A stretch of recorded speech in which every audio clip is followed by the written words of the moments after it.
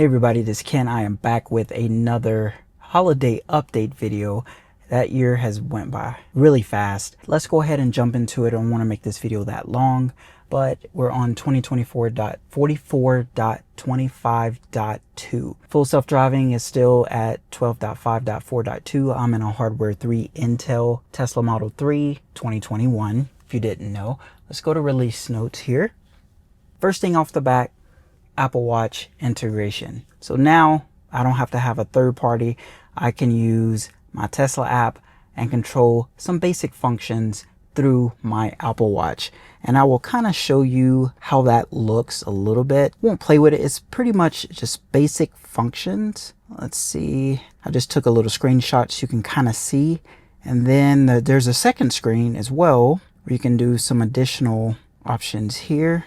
So it's pretty cool. You can also look at your VIN number really quick, what version of software you're on, and the app version as well. Also, one thing is you can set your Apple Watch as a phone key as well. So you don't need your phone. Your Apple Watch will pretty much be your savior on that front. It's very easy. If you haven't received the holiday update, you will be able to get the latest version of the Tesla app, but until your car has the holiday update, it won't work. The setup was very easy. Once I received the update, I went to the Apple Watch and went to the Tesla app and it said setup key, and that was it. Another thing is mobile app Dashcam viewer. Just a quick version of how that looks. I think I saw on X, someone said you can't view it all the time. They'll put a limit on it. I think that's just temporary for now. Don't view it if you don't need to view it. Okay, so once I turn on Sentry mode, then I'm gonna go down to where it says security and drivers at the bottom. Click on it here. And then you're gonna see at the very top, dash cam viewer. So I'm gonna click on that. It's connecting to my vehicle. And this is the last footage. This is all. You have 3 categories at the top. You have Sentry mode right here, what the car has caught. And then you have dash cam as well. So let's just play one, for instance. I think I was headed to work here. And you see that. And you can basically save a 30-second video. So let me go all the way back here. And that's me probably coming out of my garage. Right there. And right there, you can just jump to an event if you want, or I can save 30 seconds of this. So I'm gonna hit save. It's saving that to my phone, and it also shows the time frame as well, which is cool. I believe you can save more than 30 seconds, but we're not gonna try that in the video. You could try that yourself. And I can allow access my photos now. Success is saved, but I can't really move anything. But that's how that works. Now I do not have to take my USB that is located right in the glove box, take it out, put it in a laptop. I can automatically save it to my phone, which is great. Next thing, Sirius XM. Some people don't like it. It's kind of old school, if you ask me. Set arrival energy. I really like this. If I navigate somewhere, I'll go on a road trip and I put in a destination, it's gonna give you all the superchargers along the way to stop. Now I can tell my car to set a preferred battery that I would like to arrive at. Right down here in blue, it's saying after my trip, I'm going to arrive with 10%. Well, I can adjust that. So set arrival energy. So I'm going to click on that. And then I can move it up to, let's say, 35% that I want to arrive at Los Angeles. Okay, I'm going to hit save. It's going to recalculate the route, and it's probably going to have me stay at a supercharger a little bit longer. It might have an extra supercharger, but now it says right here that I'm going to arrive in Los Angeles at 35%. You can see right there. Next thing is search along route. And when you're navigating, when you search for a location like coffee shops, fast food, other stops, the results are now filtered to show options along your route. Each result also includes an estimated detour time. So that's cool. That's something else that we have in our navigation. Weather at destination. While navigating, your car will display the destination's weather in the weather pop-up and notify you of any significant weather differences. It's supposed to give you an overlay if you're on hardware 4. Tap on it again.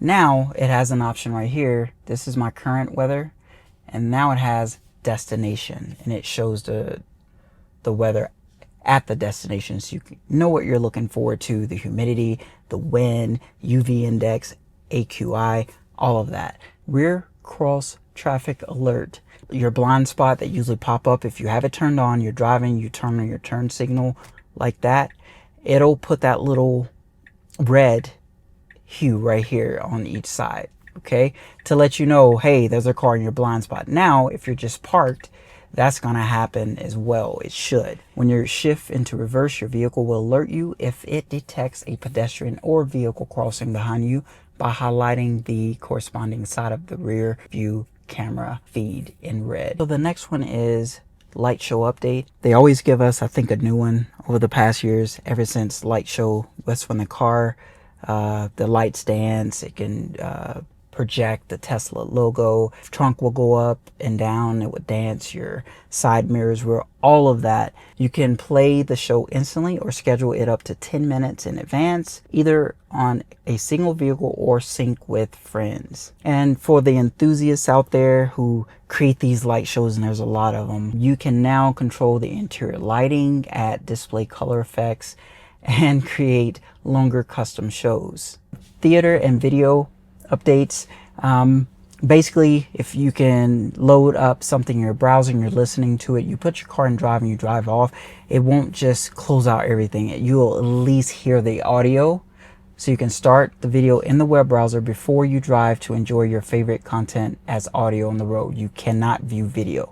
Seat control. Reaching over, it's very hard to do that. You want an easy way to just push a button or something to move that seat, because the driver's seat, of course, is already pre-programmed.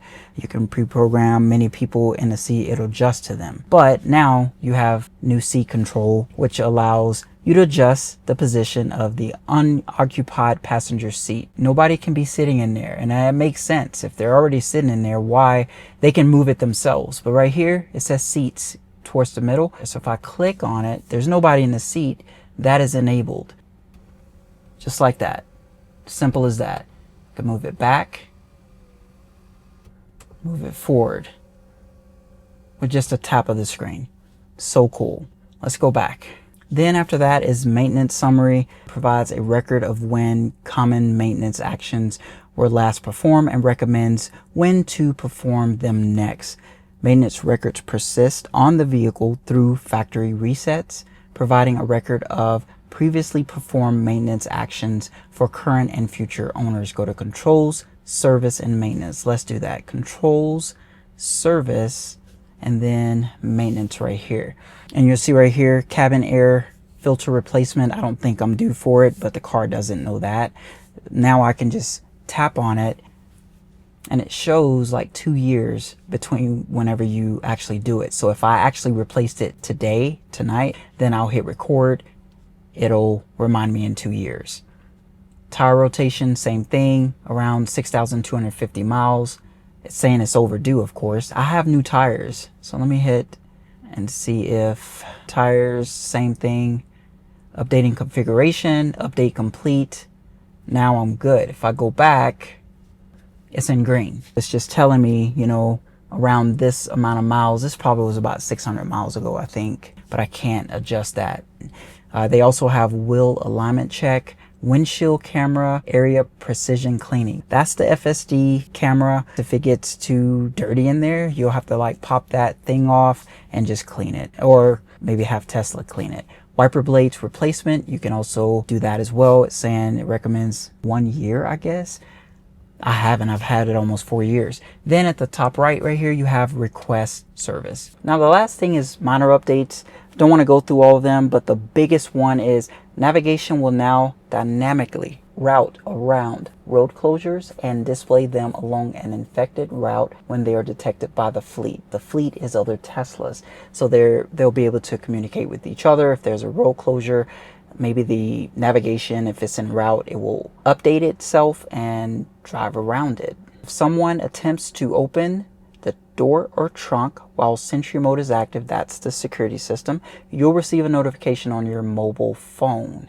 I'm not going to try it. When reviewing dashcam clips in your vehicle, the vehicle player will skip directly to the recorded event. That's cool. The Energy Apps consumption page has been updated to let you view your energy usage over the last 200 miles.